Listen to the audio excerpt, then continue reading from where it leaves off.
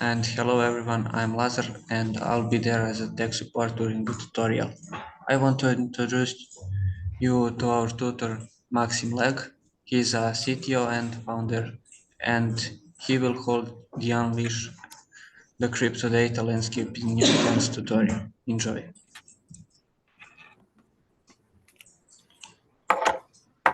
Hey, thank you very much. Let me just apologies for the delay. It's a few technical issues in the office this morning. So let me try and share my screen. Let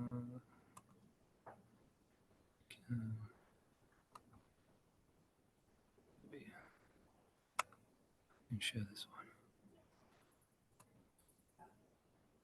one. How's that? Can you guys see this? All good. Okay, excellent.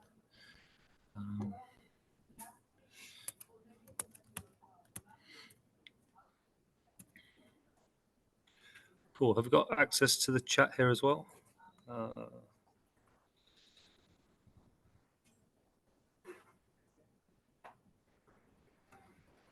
Cool.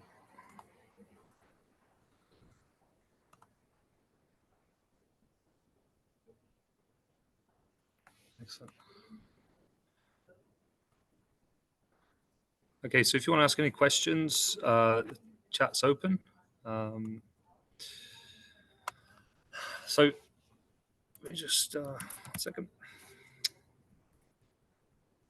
Okay. Perfect. So my name is Max. I'm CTO and founder of Superchain. We're basically building the Open Index protocol, and this is to hopefully build great user experiences in crypto. One of the things we're going to talk about today is more about the data science aspect of the data that we have. So we're promoting a concept as open data, and as you probably aware, like machine learning and in AI, the biggest asset is really the source data, the data lakes that are sort of captured and held back. So I won't talk much about that. I know James is going to be talking about that later in the week. So do obviously, if you are there in person, do go and see that. So. So I started back in 2016 working in crypto. I was working at the head of an innovation lab for a big investment bank. And then we started to roll out lots of different proof of concepts in crypto, starting from Ethereum, Hyperledger, moving on to Stellar, Bitcoin, and doing lots of different chains. And then basically dipped my toes in the water in the startup land and founded Cuckoo Mine. Which is basically a proof of work mining pool for the Grin project, which obviously, if you're following prices of Grin, it didn't really succeed. And then moved on to build a proof of stake validator, which is still up and running today. And also, end of 21, James and I, we founded Superchain. And Superchain was basically a culmination of all the work we had done on indexing data, really to support applications. So every application that we build, we recognize that we have to build some form of custom data set for that. And it is a huge part of the process of interacting with any chain and so on. So this is basically where we decided to focus and pick up on a few aspects, which was purely about building an open data, making sure it's transparent and verifiable. This is usually a very difficult thing to do in crypto. Obviously, there's lots of information asymmetries, especially when you're using lots of the DeFi applications. And there's many issues with protocols, especially in DeFi as well. And that's what we wanted to solve. We wanted to solve this problem. And we noticed like many of these applications, they're all centralized and siloed. So we have all these problems. Just to give you a bit of a deep dive, what we wanted, the real problem that we're trying to solve here is crypto data, to build cryptographic primitives into sharing this data. It's first built for consensus, which basically means it's in a fairly low-level format, which is normally difficult for humans to read, at the very least. And this is a problem where you have to now decode the data. You now have to understand its origin, where it's come from, to actually make sense of it. So this is like a big problem, obviously, for data science, is trying to make sense of the chain. Everything that's written to the chain, like in terms of like your addresses, your balances, and so on, most of this data is effectively hashed using like a one-way function, which basically means you can't really reverse engineer it unless you actually know how it was written in the first place. So this basically the whole of crypto is basically built off this type of primitive or primitive data set. Now, if you wanted to access this data from the standard methods, which is RPC, this is like a remote procedure call. It's a standard set up by Ethereum, which is effectively accessing the core primitives of blockchain, which would be like blocks, transactions, and interacting with contracts, making function calls. You can use RPC to do this.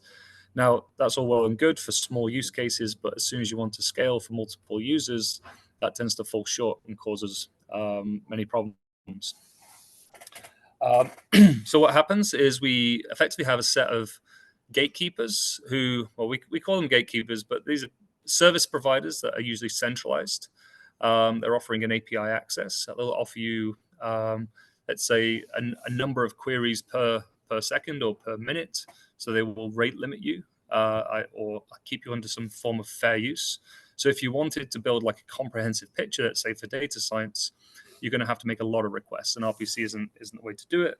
And also, these centralized providers are not really going to be happy with you hitting their services many times. And this is a problem not just for data science, but also for application development as well, because you want to build really nice, high-performant applications. And this leads us to thinking about decentralized finance, which is our key use case in crypto. This is basically where all the activity is. We obviously have DeFi summer that was then followed by a big boom in NFTs. But still, this is all about tagging on real world assets into the blockchain. And each of these has a price with it. And if you wish to exchange your goods, you can exchange them on one of the decentralized exchanges that's available. Now, they're not without their issues. It's still very early in terms of DeFi and DeFi adoption and the primitives of DeFi, but it is improving massively. There's probably, last I checked, and recently is around 40 billion TVL on DeFi, and this is bear market TVL. This can increase quite rapidly during a bull cycle. But ultimately, the key primitives do tend to get abused and gained. This is considered a good thing in crypto.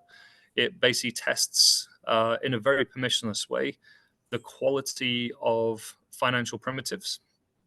So if you're swapping, if you're taking an option, a future, whichever protocol you're using, it will obviously need to be battle tested. And as soon as a hack to happen, several $1 million could disappear, and the price of the token that backs that protocol could also go down rapidly. But once it's corrected, given a small amount of time, those recoveries tend to happen. The funds tend to be sort of tracked down and recovered, or bounties are paid and they're returned.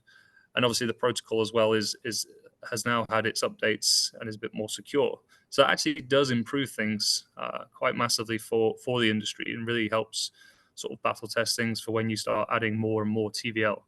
And we are just about in a growth period, and we will see more growth in DeFi. And a lot of companies like ourselves, like builders, have effectively been putting together some really nice tooling to make the experiences a lot better. So just a few key points on DeFi. To replicate traditional finance in the real world, we really need high performance. This is an unwritten rule in finance. The higher performance, the better. It gives you more time to act, to simulate, to basically rebuild your positions, and assess the market in a better way. Also, when you're looking at applications interacting with, say, like a swapping interface of a DEX, they're usually very slow, and they are dependent on, again, RPC, because that problem hasn't really been solved yet with current sort of API offerings. Whereas providing like a really nice index set of data allows you to sort of accelerate these base primitives of crypto. So how are we going to solve this? We've basically built an indexer from the ground up with decentralization in mind. It may not sound much, but like why decentralization and not centralization? Decentralization really offers us the ability to leverage the edge, leverage our users' machines to effectively allow them to take on huge payloads, which would normally they would be requesting from APIs. So this actually improves performance rapidly, and it also gives the users ownership of that data. So this is one thing we're going to talk about today, is giving our users access to data to see what they can do with data science. So this effectively will give you like a sort of sample of what we're going to be doing in terms of like real time, and we also offer like historic snapshots of like back testing and so on. When we're sort of thinking about crypto, the main thing is like transparency. This thing leads to trust, and trust is something in a permissionless world you need to build through consensus. So obviously this is the primitives of crypto. This is one thing that we really are focusing on, is making sure that all the data that we produce can be fully verified back to its source. Currently, if you take data from RPC, it's your ability to verify that that's correct is fairly limited. So Superchain effectively solves this by building a consensus network around the primitives of index data. We're also collecting data from across multiple EVM-based chains. We will be supporting many more chains in the future. Today, we're going to be just showing you Ethereum mainnet. That's and we're going to pick off specifically the Uniswap DEX. If you guys can see the link at the bottom, this is a link to our repo, which let me just check if it's. This should be okay. I just need to update this. This should be public. So this is why we're in a workshop, so we can do these things. Change visibility. Change the public. Okay.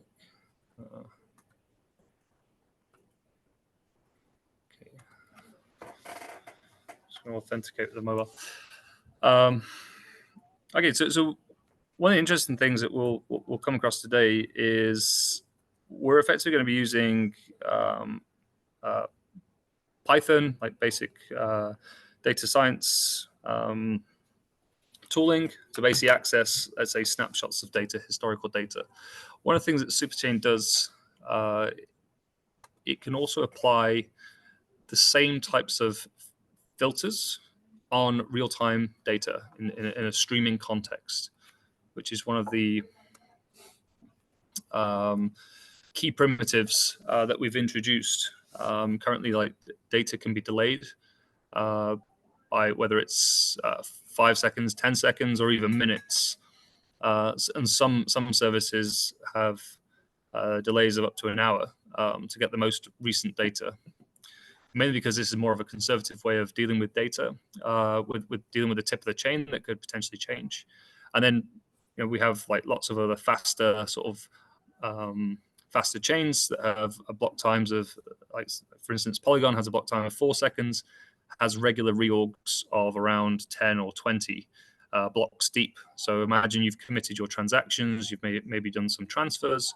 You may find that your transaction no longer is committed to the chain, and you've lost your position and you can't resend it as is. It will bounce. So you have to then readjust your quote to then interact with the chain again. So this could be quite disturbing for especially developers who have to now obviously provide this type of pass this broken experience onto their end users.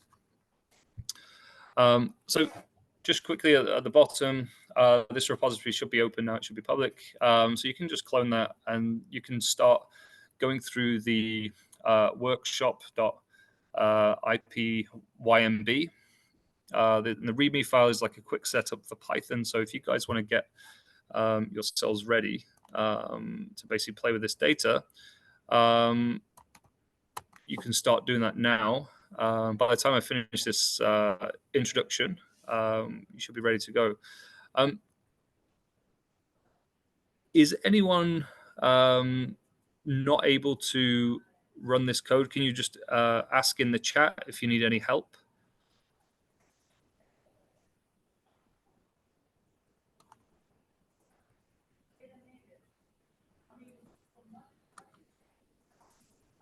Yeah, I don't know if there's a way to like raise your hand or something, but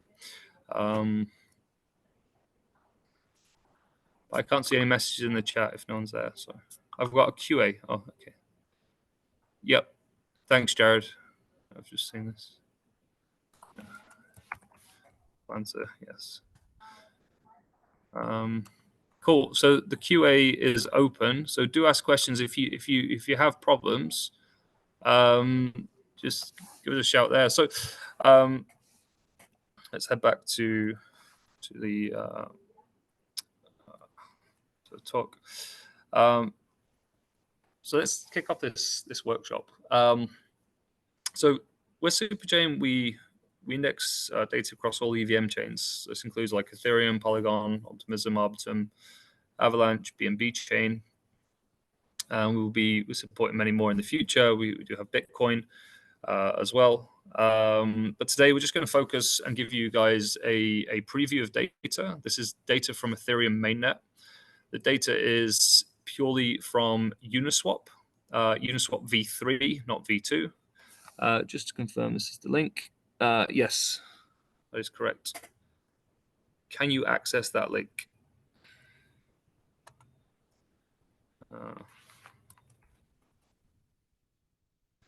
So if you go to that link with the .git on the end, that may not. You can just remove the .git, and that should take you to the web page of GitHub, where you would have a button that allows you to clone the repo, or maybe you have like another way of accessing repositories. Cool, you can access. Thank you, anonymous attendee.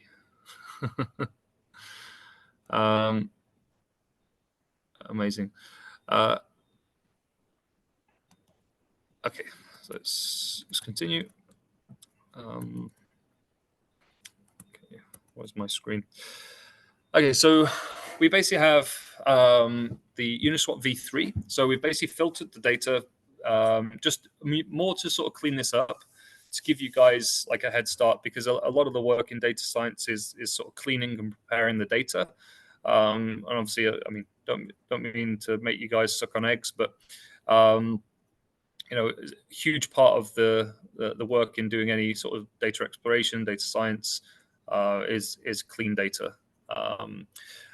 We've provided just a small subset of data, which is 2 million blocks worth of data. 1 million blocks on Ethereum is just short of 6 months. It should be probably, I think, about five and a half months of data per million blocks. The chain is currently around 18.5 million, and we're providing from blocks 16 million to 18 million. So this is within the last year, and there are some really cool events that have happened on chain, namely the USDC depeg that happened. This is circa US dollar. Obviously, confidence was rocked with the collapse of Silicon Valley Bank, of which held the deposits of Circle. Therefore, people's confidence in USC sort of dropped, USDC dropped, and lots of sellers, including ourselves, decided to exit our positions on USDC.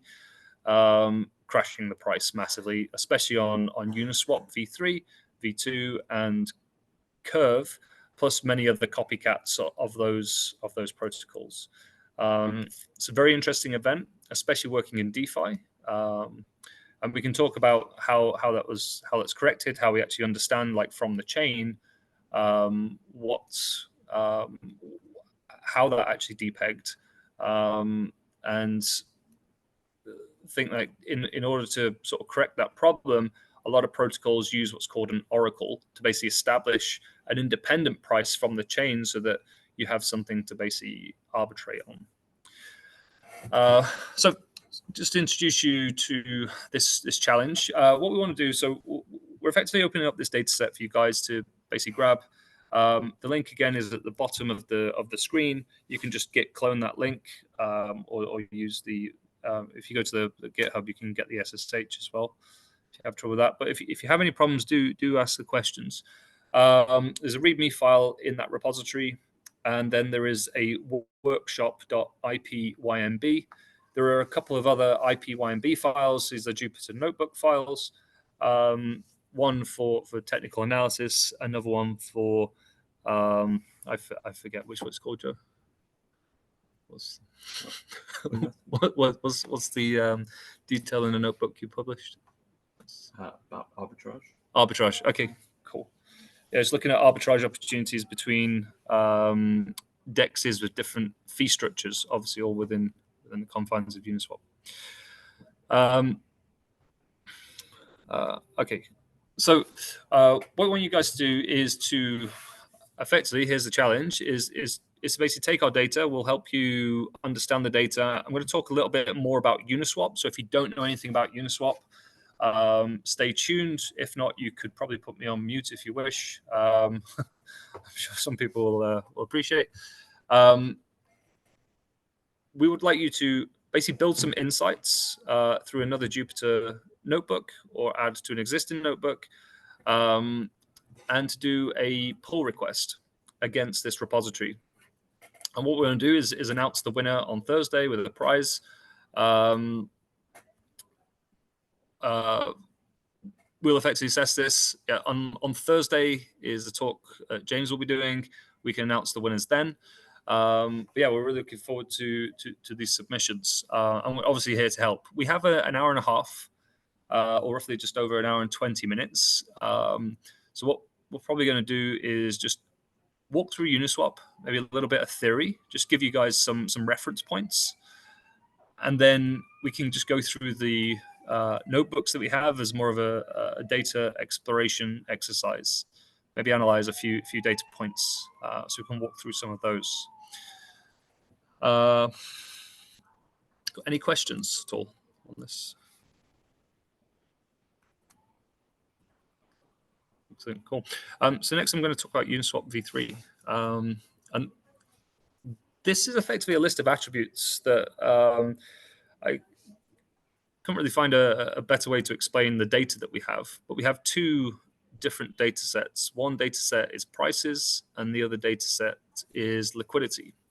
So the prices is a abstract concept, which is where you can take the trading activity, like you swap amount, or some amount of token 1 with some amount of token 2, or in this case, token 0, token 1. And from that, you can discover obviously the ratio between the two is effectively the price. And that's what we're calculating at Superchain. Is a little bit more nuanced how we calculate the prices. Obviously, you can read the Uniswap v3 white paper for more details on how all the pricing and all the liquidity is created. But to give you a very, very brief snapshot, when we have what's called a swap, that's basically similar to a trade. So you basically sell one thing and you buy another thing. Sell one token for another token. The price is actually determined by a curve. In Uniswap v3, this is a virtual curve, but this curve is effectively part of a simulation where when you make a swap, that swap is executed on the liquidity that's provided. So if there's a lot of liquidity provided, the price remains stable.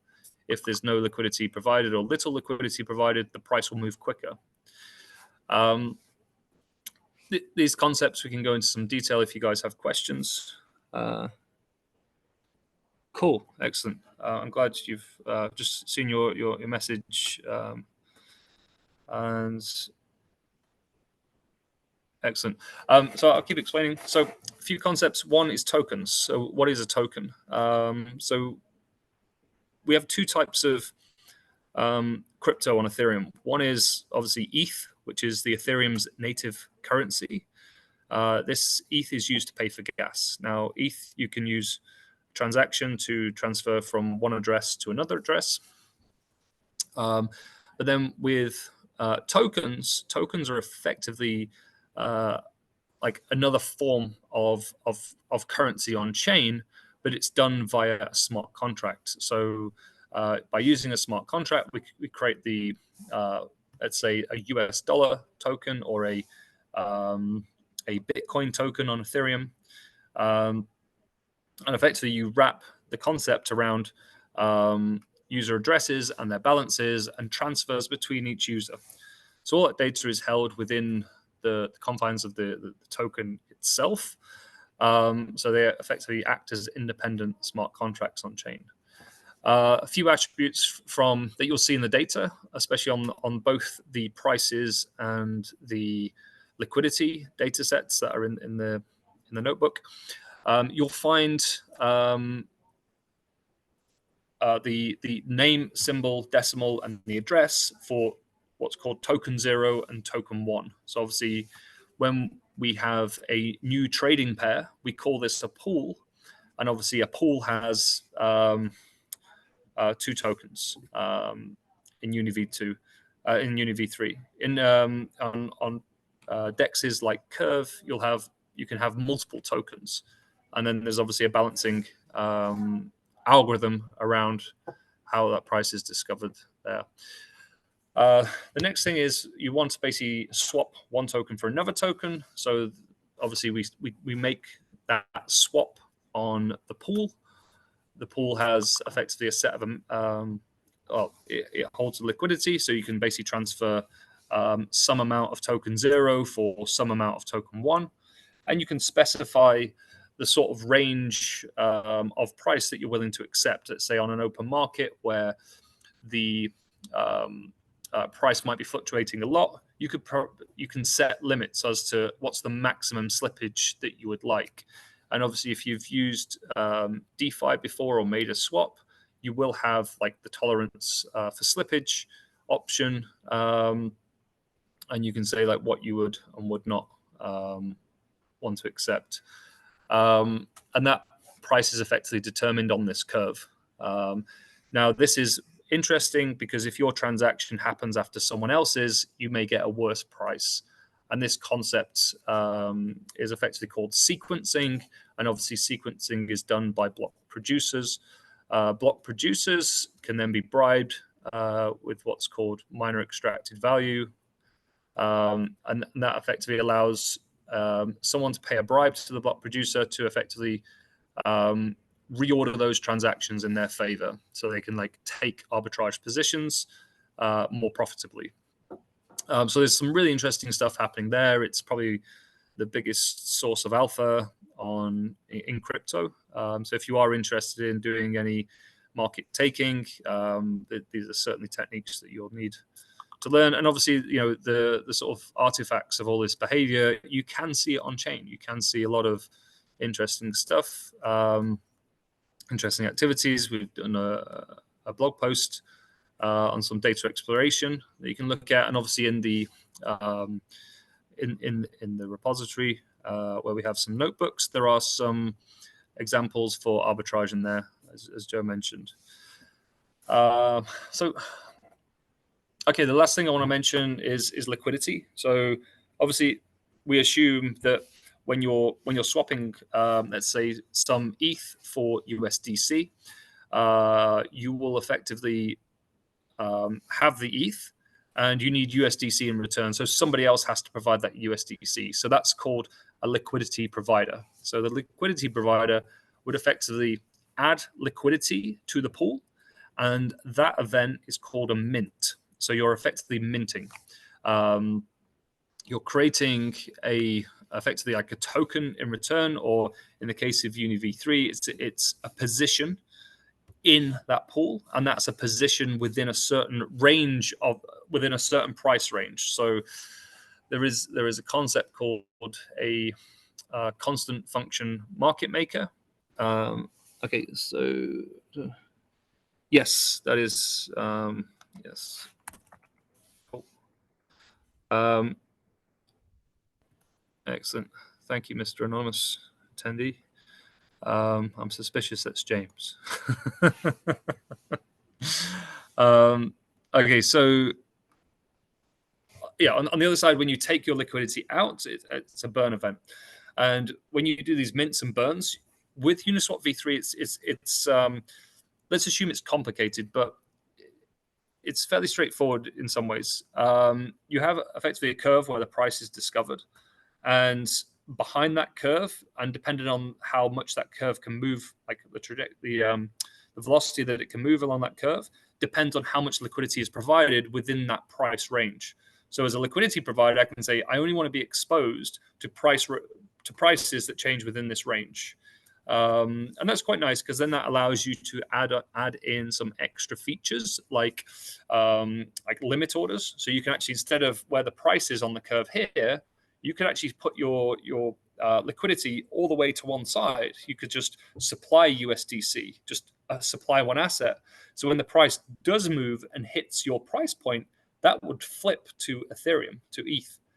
And then you would then have to make a transaction to withdraw that. So you've effectively built a swap at the price that you would like. And this is a really interesting primitive, but ultimately you get exposure to the price moving both ways. So it's not just like a standard limit order that you have. It more or less replicates it as long as you can add your transaction to withdrawal at the right time. I do go into this detail because all the data to see this behavior is in the data sets that we have. So obviously, if you can, I'm just trying to give you guys ideas of fun things to do, interesting things. We have not had much time to go through this data in detail and pull out lots of reports and so on. Obviously, we're busy building. So this is why we want to set this challenge, is really to sort of open it up to you guys, which is ultimately the aim of Superchain, is to open up this data specifically for data science and for anyone participating on the chain.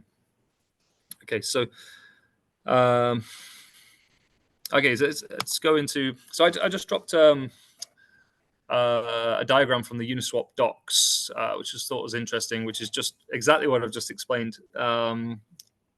But what we can see on the right-hand side is a diagram of a curve, and this curve is effectively the constant function market maker. So in Uniswap v2, your price is actually discovered on this curve as x times y equals k, which is a constant. So when you take sum of x and you add sum of y, ultimately that would equal to k as a constant. So you actually get a movement, and then obviously if you wanted to make a swap of a large amount, that will move effectively exponentially down this curve. So there's a disincentive to paying too much on one of these curves. Uniswap v3 is a little bit different. What I've explained before is that you can actually provide liquidity in a very specific range. Now, assume every range on this curve has its own curve. So it's like a curve within a curve. So effectively that movement still goes across the liquidity provided, and it will take all the liquidity provided and swap it across from, let's say, USDC to ETH or ETH. And then it will keep moving to the next range and the next range until it's basically met its full amount. On the left-hand side, this is a liquidity provider. These guys basically make deposits and withdrawals to and from this pool at different tick ranges. So obviously when the price is moving, they effectively need to track the price, make transactions to effectively burn their current position and remint to the new position such that they maintain a certain level of profit as well. Okay, so how does this relate to obviously the blockchain as a whole? Again, same type of sort of attributes I've just listed as I did for UniV3. When these swaps are happening, like a mint or a burn, if you see on the bottom here, we have logs. This is effectively happening in the context of a smart contract. And that smart contract has some state, which is effectively, here are your positions, here are the tokens, this is the pool. And then when you make operations on that, it's ultimately interacting with a state machine that sort of moves it to the next transition. Obviously, to interact with smart contracts, you first need to interact with that using a transaction. And within that transaction, you have what's called a function call. And that function call will have some inputs. Those inputs would be, this is the amount of USDC I want to trade for ETH, as example. Couple of references there. So index is just the position within the block. So when we talk about sequencing, this is ultimately the end position that the transactions were in. So obviously transactions at the start of the block from 0 to 10, let's say, are most likely going to be high value transactions where a lot of MEV has been put in place. And then we have ultimately the sender and the receiver of the transaction. And the receiver in the case of a smart contract is the smart contract address, because ultimately you're sending a function call to a smart contract address. But within the smart contract, let's say you're transferring USDC, that would actually make a transfer internally inside the transaction. So I'll explain that again because it's fairly complicated. So when we want to interact, let's say we want to transfer an ERC20 token. So this is not, we're not transferring ETH. So we could use a transaction to transfer ETH from one address from the sender to the receiver. But if we wanted to send USDC, which is an ERC20 token, the sender, again, is I am the owner of some USDC, which is within the ERC20 contract. So I then send a function call to that smart contract, and I tell that smart contract, please transfer from my address to the receiver's address this amount of token. So it's another type of, it looks very similar to a transaction, but it's done as what's called a transfer. And these transfers happen on chain. Obviously, when a swap happens, those transfers then have to happen after. Usually on chain, you see them happen before. It's just the semantics of how the code's written. So then our transactions are basically ordered within a block. And the only two interesting things from, let's say, a data science perspective would be the block number or the height, and then the timestamp. The height is obviously incrementing, increments by one each time. When we have a block reorganization, you'll have two blocks with exactly the same height, just you'll have different hashes. But obviously in historic data that's like blocks that are more than 6 commits old, effectively you can assume that that is correct, or 60, I think, on Ethereum. Bitcoin is 6 blocks, that's like an hour to basically wait for your transaction to be confirmed. So these are really interesting semantics when dealing with the blockchain. If you're transferring your own tokens and so on, there is always like a confirmation period that you have to wait. Usually it's a few minutes. The timestamp is not accurate, but it is in order. It can't go backwards. It always goes forwards, and it goes forwards within a range. That range can be offset. Let's say we have upgrades, or obviously previously with increased mining power, the time between blocks gets reduced ever so slowly over time. And then also with the merge, which was the move from proof of work to proof of stake, the block time changed. I think it's 10 seconds now. So in the example, the ta.ipynb, there is, we just produced a projection of the data to create what's called a candlestick, which is the open, high, low, and closed data set, which I hope is useful for you guys. We're building those candlesticks based on a time period, assuming a block is 10 seconds. So if we wanted it to be a minute, that would be 6 blocks. If we wanted it to be 10 minutes, that would be 60 blocks. In an hour, that'll be 360 blocks. So we can just use that as a basic like estimate of time. You could obviously use the timestamps. That is determined by the block builder. They can make, obviously, as long as it fits within their range, they can add that to the chain. And depending from chain to chain, those timestamps can be off by a lot or off by a few seconds. It's hard to say exactly what that is, whether it's in the future or in the past. It just happens within that range, and it always moves forward. So there's some rules around that.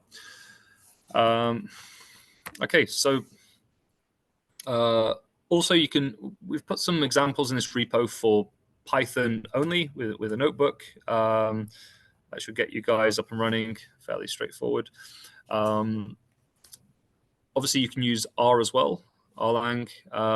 We are looking to prepare some tooling on the superchain side for R for data science. So today, we've basically provided you with a Parquet file, which is a columnar store, an arrow columnar store data format stored on disk.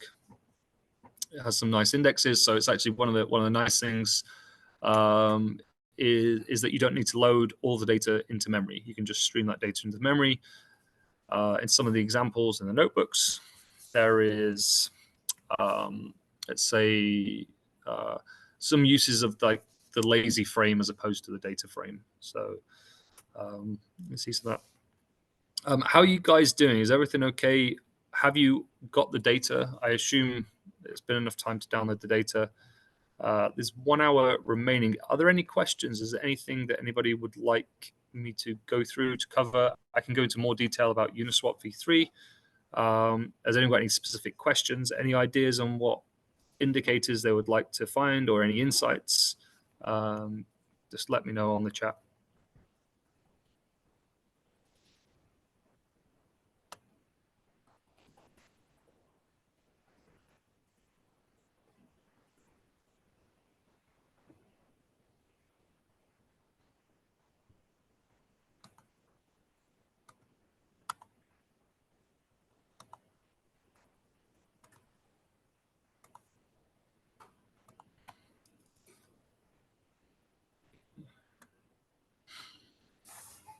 Jay, I've just gone through everything. I'm just waiting for questions from people. I don't know if there's any. Okay. One of the things I can go through, I could just walk through the notebook with you guys now, if that helps, of course.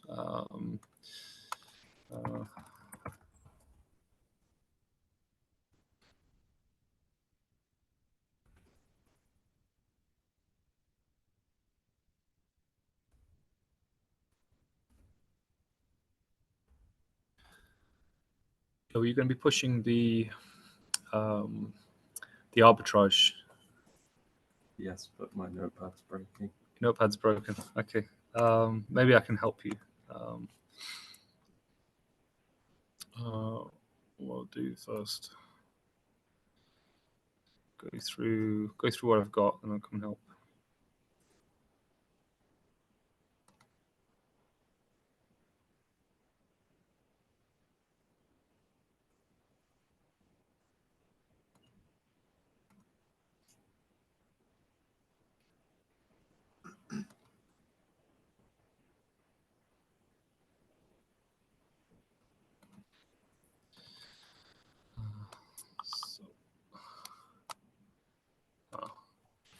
Can you guys see that? I'm going to zoom in. Assuming this is. See that on your screen? Is that? Yeah. Okay.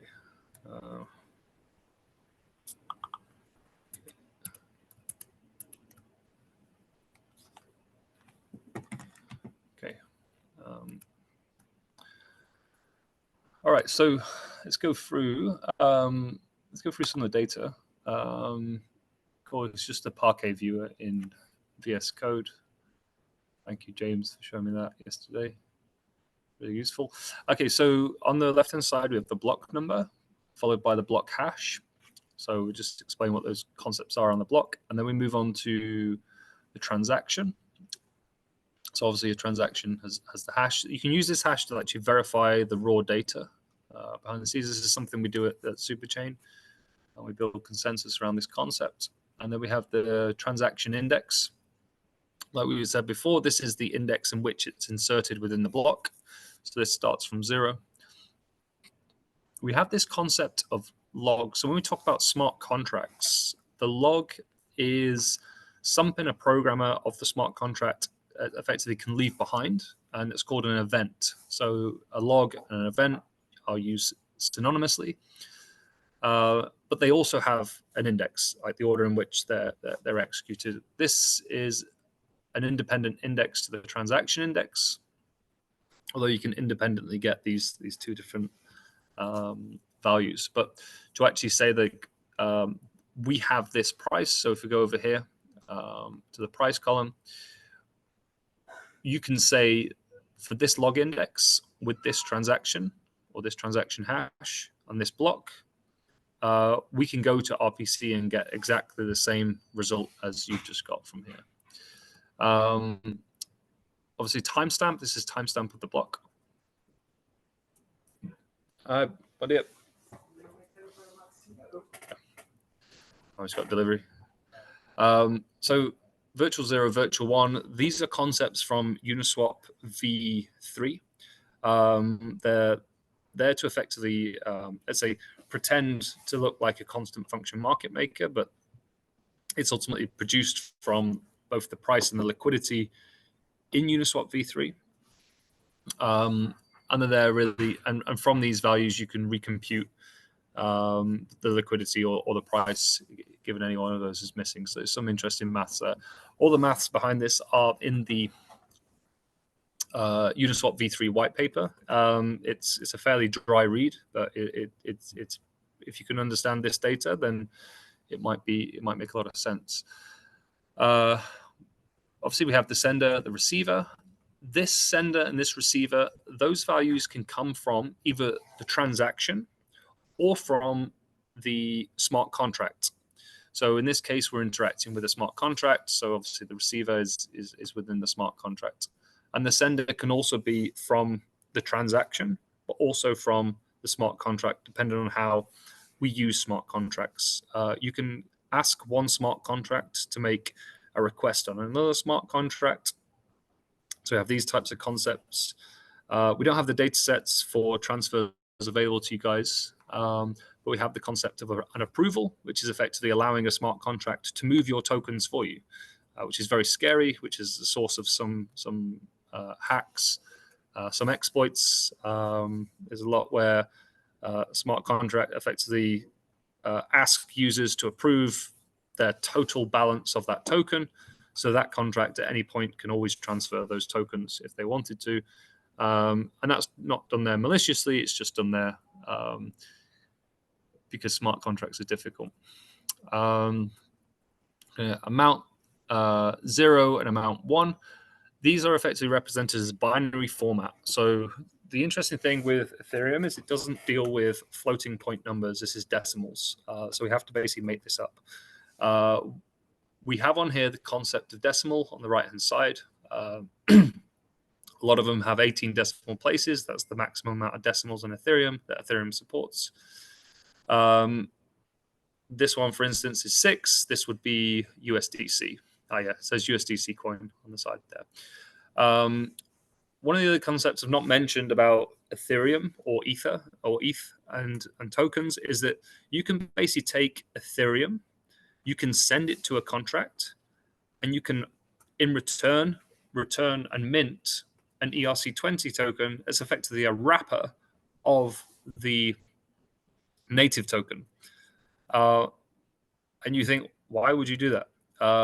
It just makes it compatible with every other token. So if you're in the context of a swap, you effectively can use the same programmatic constructs as you would for any other, if you're transferring any other two tokens. So wrapped Ether is really, really important.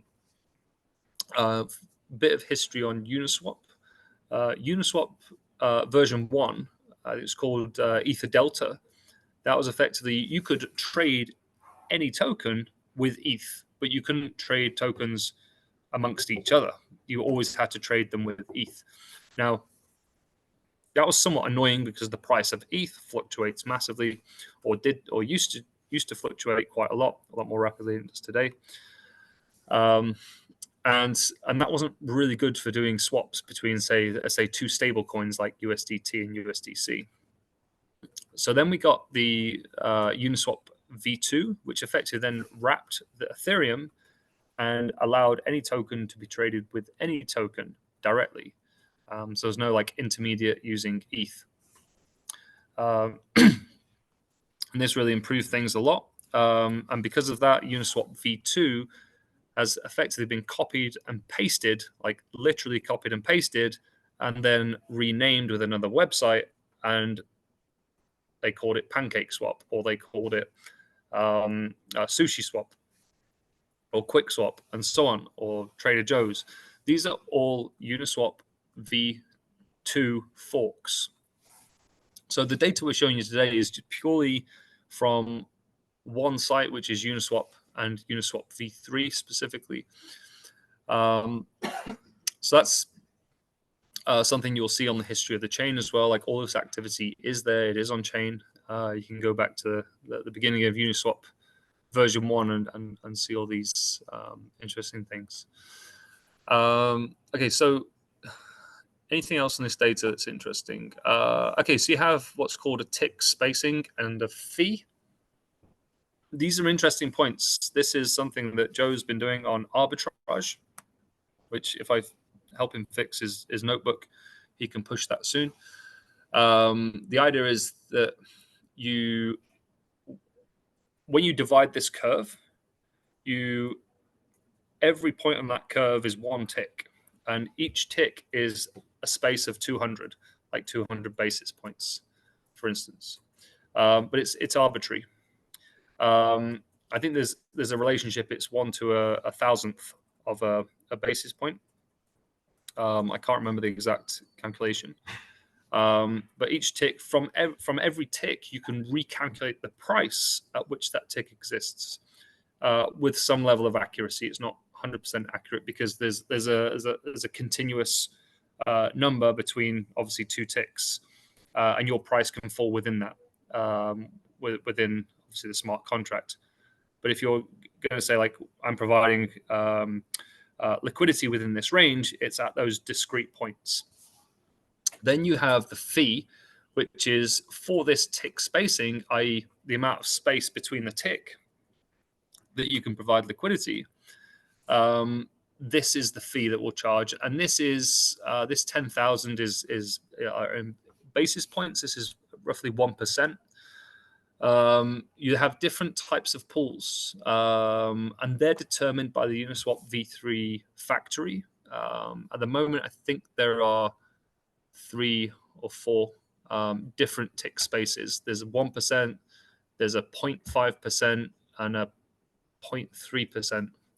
And a 0.1% as well. Yes, 4. So you can see them all here on this left-hand side. So 100 is 0.1%, 10,000 is 1%, 3,000 is 0.3%, and 500 0.3%. Ah, yeah, 0.05%. Yeah, Joe's nodding his head. He approves. He's our resident DJ. He knows everything. So obviously liquidity, it's the same story in terms of transactions, in terms of the block. So I won't cover that stuff.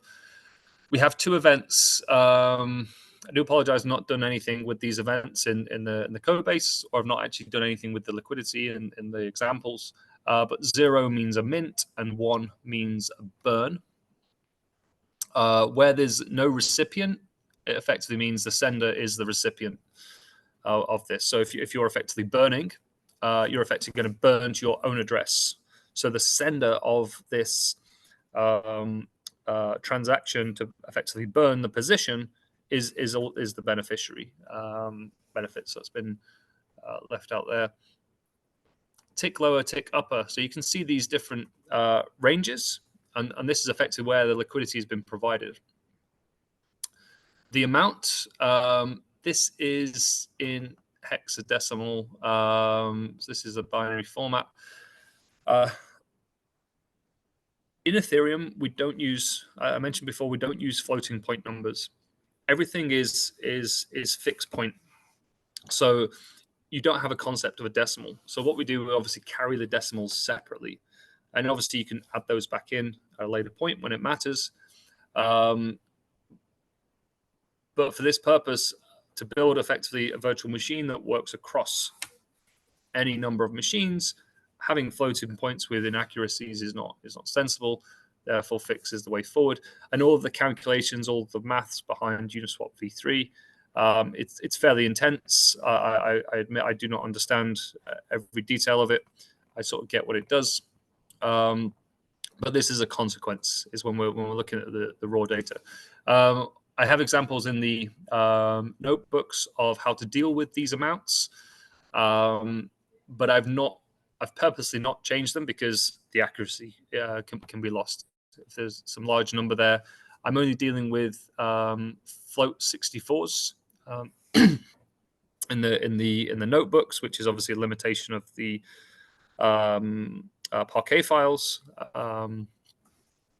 So you have to make up some rounding errors yourself, or obviously flag those separately when you're doing this. But the majority of the data is within a reasonable range. The size of this is obviously, this is called a slot. It's 32 bytes, and when it's stored on chain, it's stored effectively like this in this format, so that you have 32 bytes padded next to another 32 bytes, and these are the slots. And then you'll need effectively the ABI, or the application blockchain interface, to effectively understand what this binary data means. Like, is this a int 16 or is it an int 64? Is it a U128? Your ABI will tell you all this information, and it's very tricky to actually get these. You can find them from the smart contract. So if you built the smart contract, you will know what this is. So obviously, if you're building the application, it's not a problem for you. But if you're not building the application, if you're doing, again, data science, this is a huge problem. And this is what Superchain is helping to solve as well. Like we're effectively taking and decoding this data, making it easy to access. So key piece of information: pool address. On chain, you'll have a prefix, which is 0x prefix. We've removed those on here. They're just decoration only. And then obviously you have the detail of the token name, the token symbol, and decimals again. So anything else on here? Okay, we seem to have had the block hash at the end as well. But the fee tick spacing's there also. So each of these amounts that's sort of added and removed, you can tally those up over time with obviously the sender and the receiver, and you can come up with some means of balance, or at least with this data set, this is liquidity provided obviously within these tick ranges. So you can use these tick ranges to calculate how the liquidity has changed over time and what that means. And hopefully we'll have some updates to that soon when we fix Joe's machine. So first, I'm just going to go through the workshop. Oops.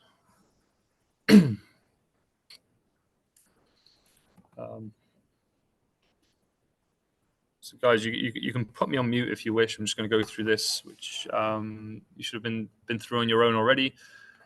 Yeah, clone this repo.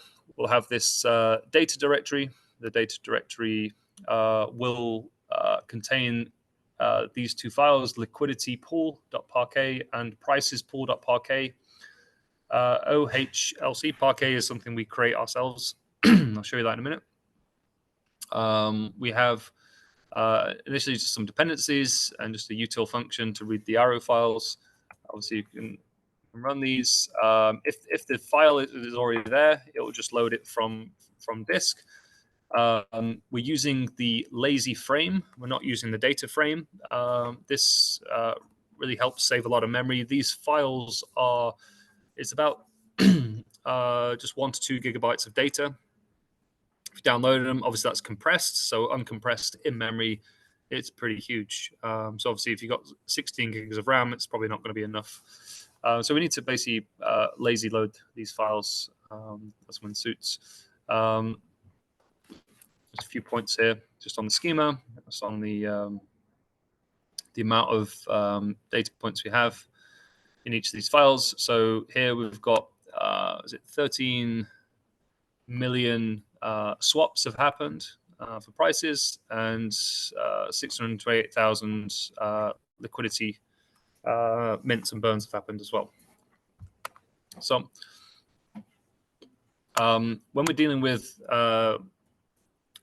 lazy frames, we do .collect on the end. Obviously, this reads the Parquet file in,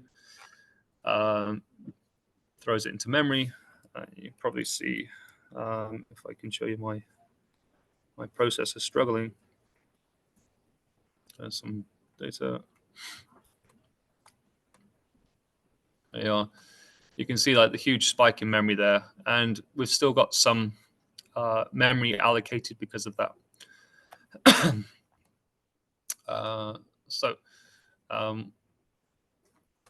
If you have problems with memory, you can just restart, and that will just clear what's currently in there. You can see that that's just like dropped off again. Anyway, just little quirks that sort of hopefully help.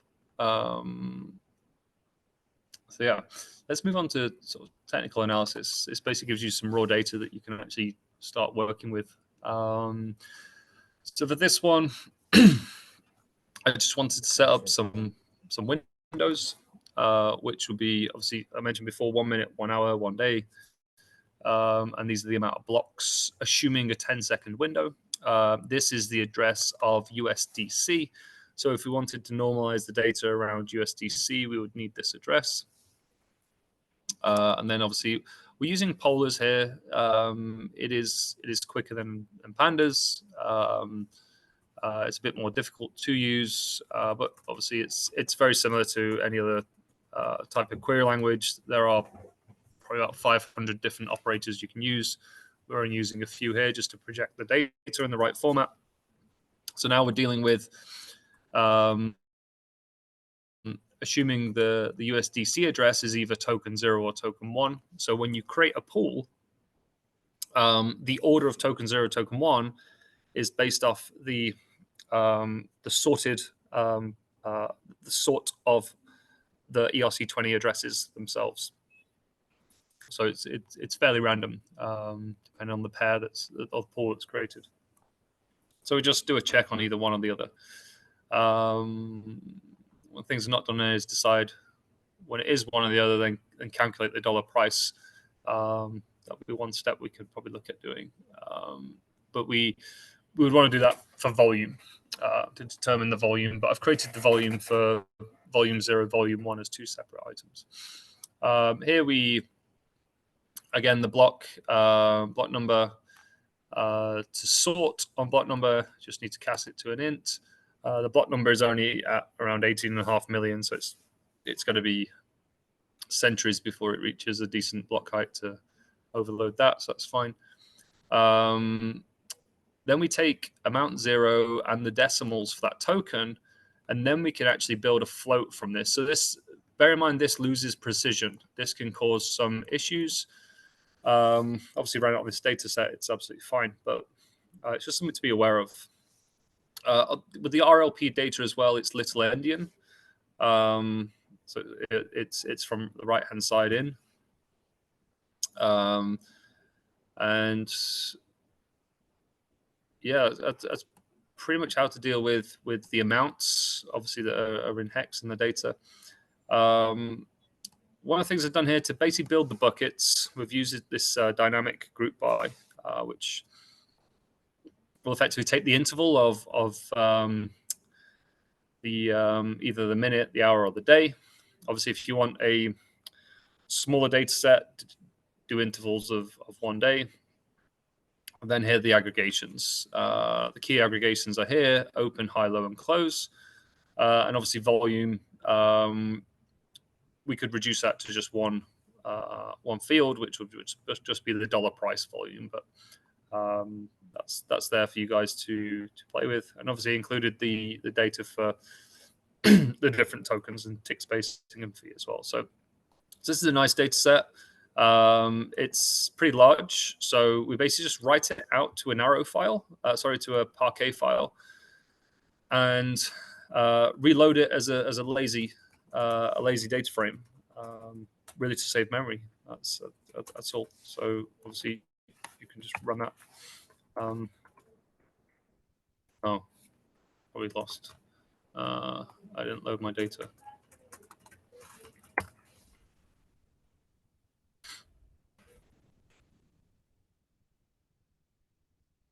Let's take a few seconds. Cool. So that's 7 seconds basically to load it in memory, and you can see like in the memory there is like a tiny spike. So this is literally doing almost nothing, which is pretty cool. Yeah, and then you can obviously use the lazy frame. We have to use collect on the end of here. This basically just executes the sort of delayed execution parts of lazy frames.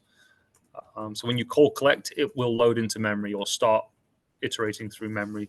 Here we're just calling glimpse, which is going to just take the first 10 items of each column, just so you can actually see the data, or you can just save that to a file and view that. So we can obviously view all the data here, all the different data points.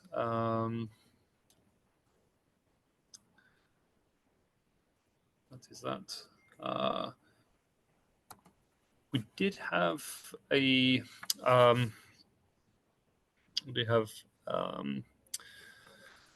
so we were looking at building some features for you guys to play with. We could look at sharing those. I don't know if there's a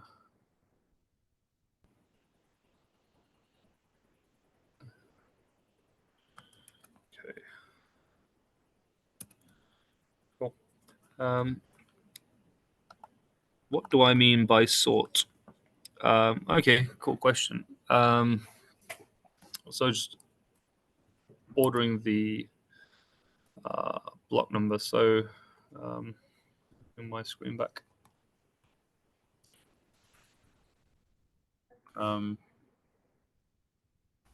Let's do order by block number. Sending, let's say. Basically sort. I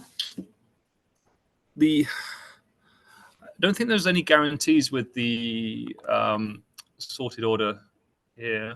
When we're doing the filter, I didn't see anything about the guarantee of the order of data.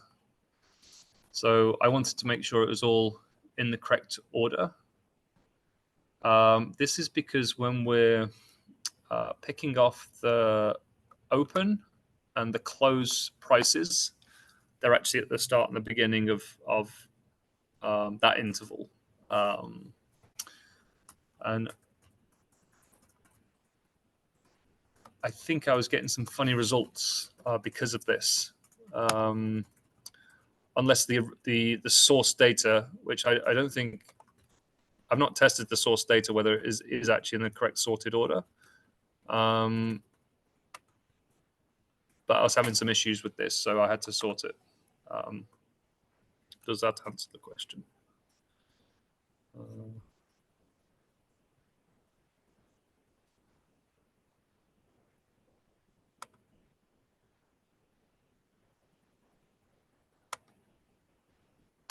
Okay.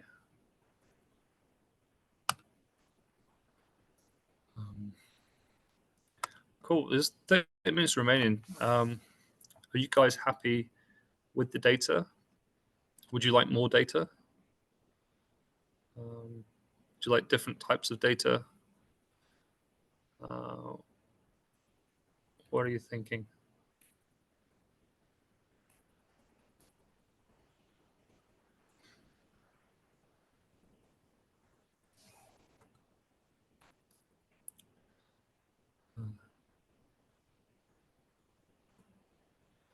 What resources are you referring to?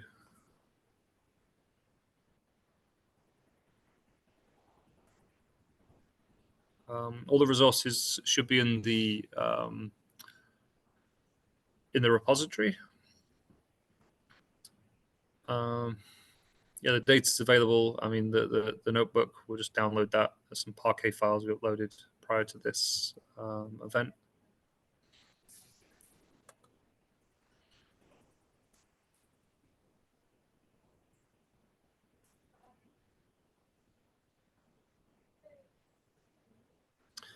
Or do you mean the resources around Uniswap v3?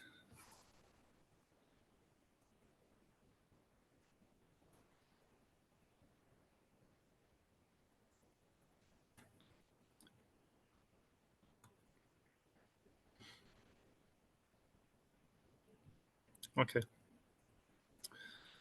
So Uniswap v3. Best place is Uniswap docs. There is a new Uniswap book. My knowledge of Uniswap is from reading the smart contracts and the white papers. I don't tend to use any other materials, but there is a good book I'll share in the chat. Where? Oh, it's not there. Where are we? Oh.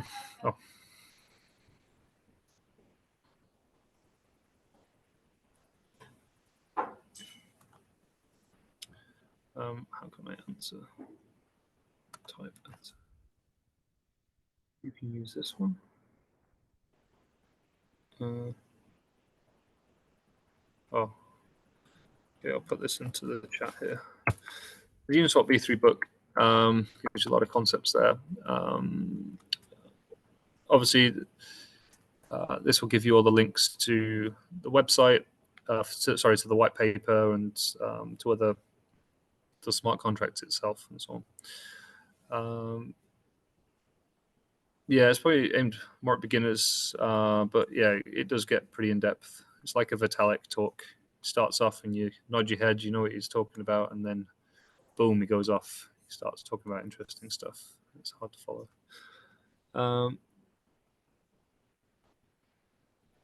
Amazing.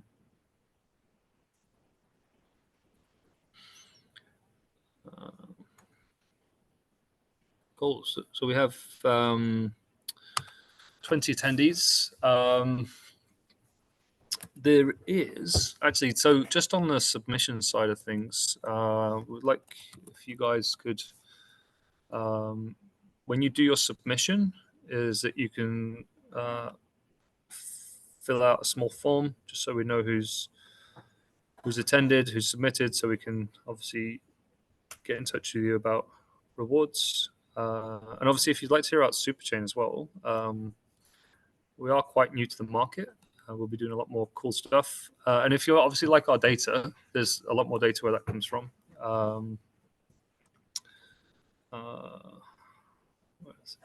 Jay, where's the link for the... Okay, thanks.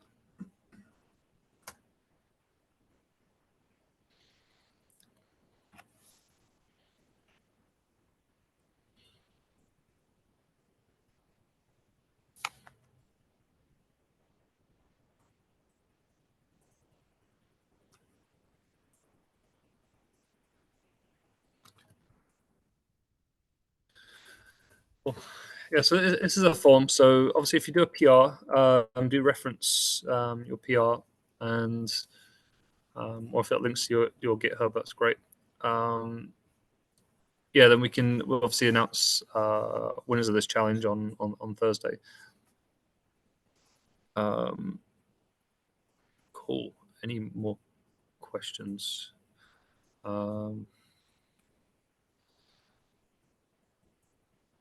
Joe, do you need my help? I'm running out of memory because I'm trying to use pandas and I'm not lazy loading. Ah, right. So I'm trying to rewrite it in polars. Oh, good stuff. Yeah, so if you got small memory, use polars, not pandas.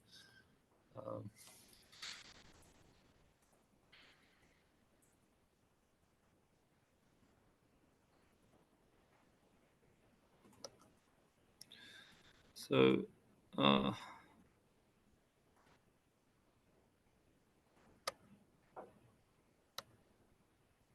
cool.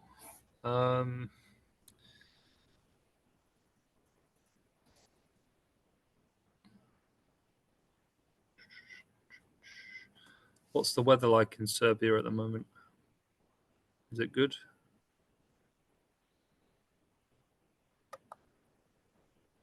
I assume it's cold.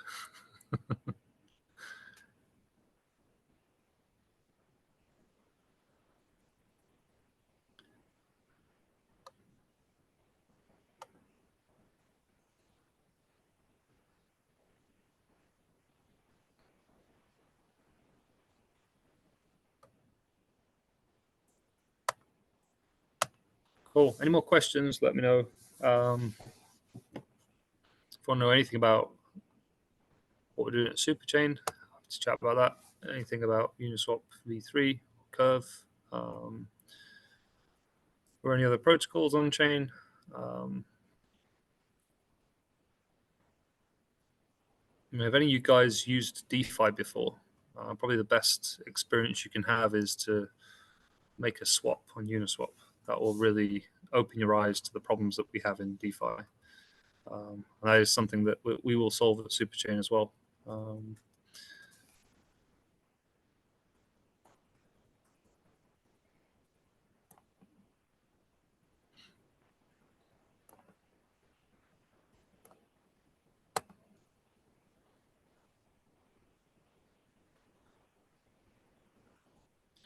Is everyone happy? I'm happy to extend. I don't know if anyone's got any PRs at all, or wants to share anything, any progress they've made. Yeah, it'd be really cool to see some pull requests later today if you can. Obviously, so James is talking on Thursday. It's talk not to miss. It's going to be really cool, especially with the key themes of crypto and AI as they sort of meet. But yeah, he'll sort of announce the winner on Thursday. So yeah, looking forward to that. And there's lots of cool stuff we can do as well. If you guys do something really interesting, we could even push together, publish a blog post on our blog, which is pretty cool. Following the footsteps of our in-house degen.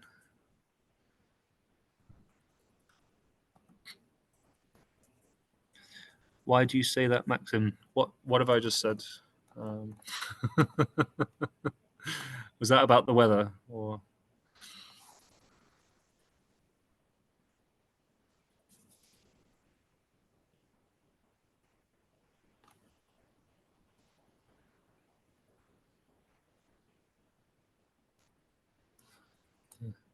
About swaps and Uniswap.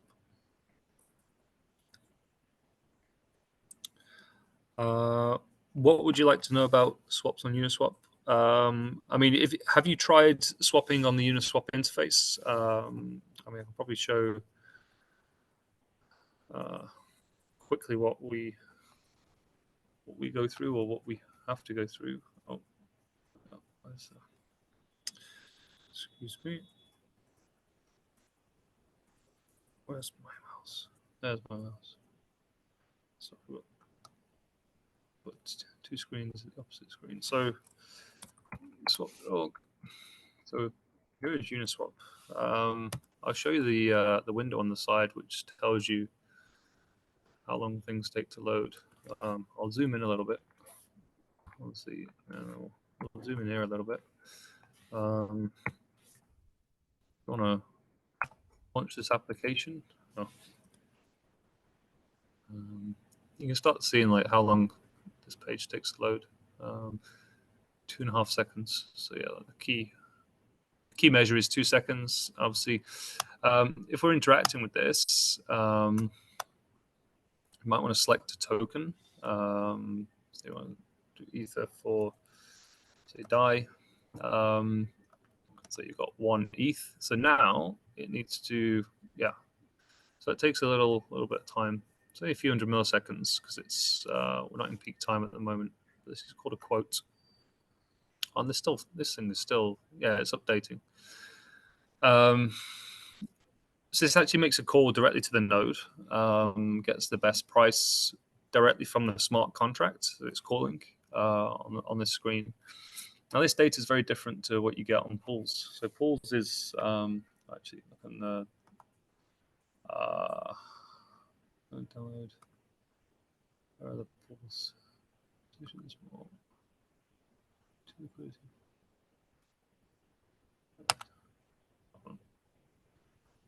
Tokens.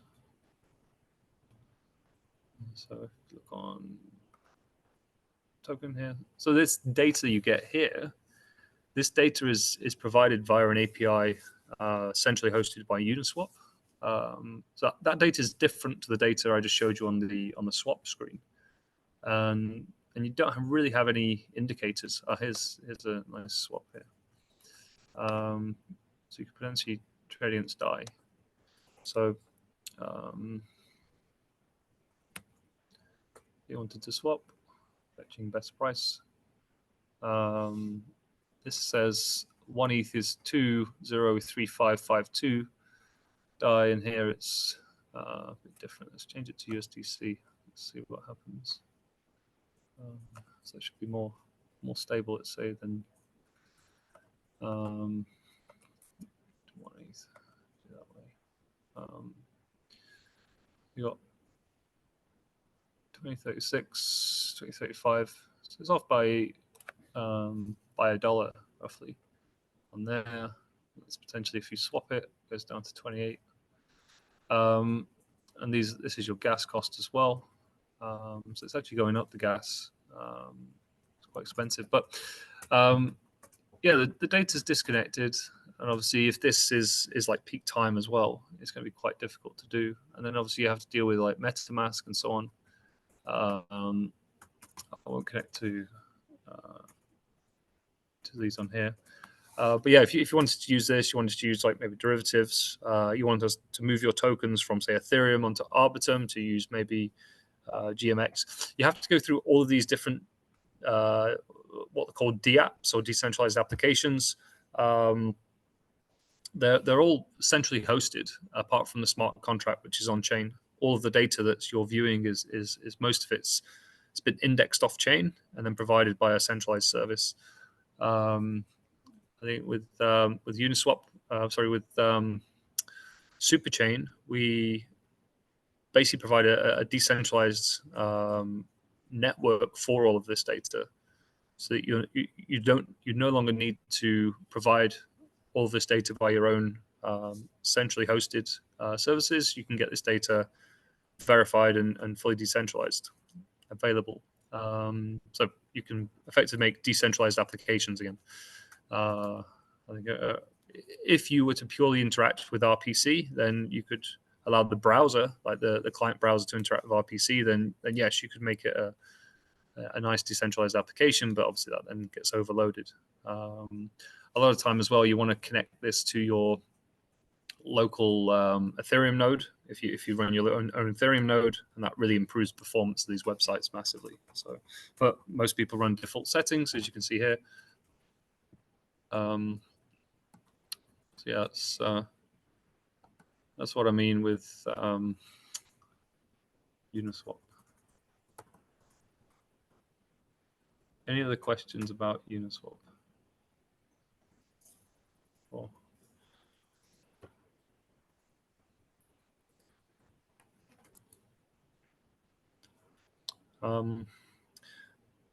cool. If no other questions, I won't keep you guys. I'll say is Where are we?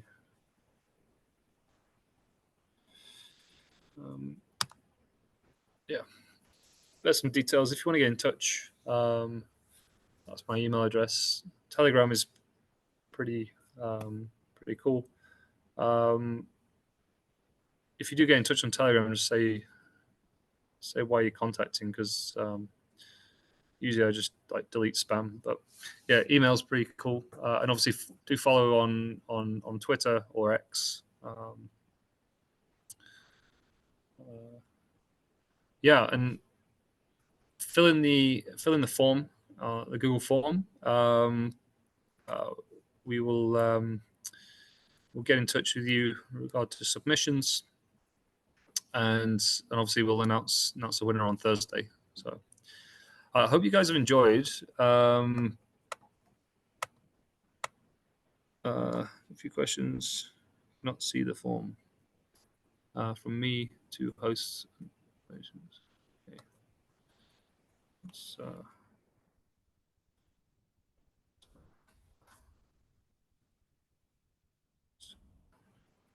Thank you for the tutorial. You're welcome.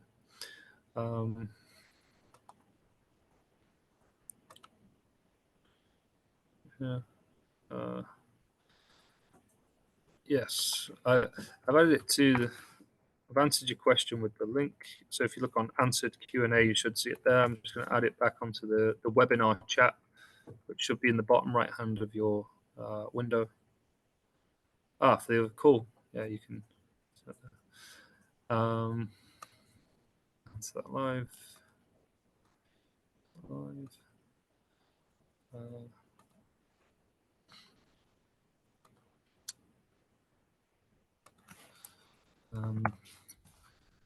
Show you guys one more thing, which is a bit of fun. So thinking about Uniswap and how terrible it was or is, could we come up with something better with our data? So this is a demo. This is basically the same interface as you've just seen. You can choose WETH, USDC, and we can do a request for quote. So when we're doing request for quote on Uniswap v3, you're just getting that quote for just that pool. But usually the best price may be across multiple pools. So this actually shows you all the different routes that you could take to do the same swap. So you do multi-hop routing. So this is something you can build on top of Superchain data, which is pretty cool. We will productionize this and make this available. And then you think as well, like, how has this worked over time? You can actually see like how the request for quote has worked over time. So you can do like depth of market analysis. You can do like your back testing off this type of data as well if you're doing a lot of trading. So this is like a really cool thing. So you can do simulations like for like 1% market depth, 2% market depth, 10% market depth, and see how you can crash the market massively with these things. And it's really cool. And that obviously goes across multiple dexes. We will add in obviously. This is just on Ethereum mainnet right now, but we'll obviously, when we get this up and running, we'll push it across all of our chains that we index. So hopefully, like that explains. I just thought I'd show you that because that's one of the things that we're working on, which is pretty cool. And we think that with the amount of data that we have and the speed at which it works because it's indexed correctly. You can build these really nice user experiences. Like to tell someone where this quotes come from on the Uniswap interface is fairly limited. Whereas in this, obviously, you can see visually like all the different routes you could take. So like a lot of companies offer like a routing service or a swapping service. Even through MetaMask, you can swap, and that all routes across multiple dexes as well. So there's lots of services. If you want to build your own, you can basically build on top of this data layer. So it's just like a bit of a sneak preview as to what we're doing at Superchain. Some really cool stuff to come. Yeah, so I hope you enjoyed. And yeah, if there's no other questions, I can hang around for a bit if you guys need. Yeah, we've got another sort of 25 minutes or so of this workshop. Is anybody working on a PR at all?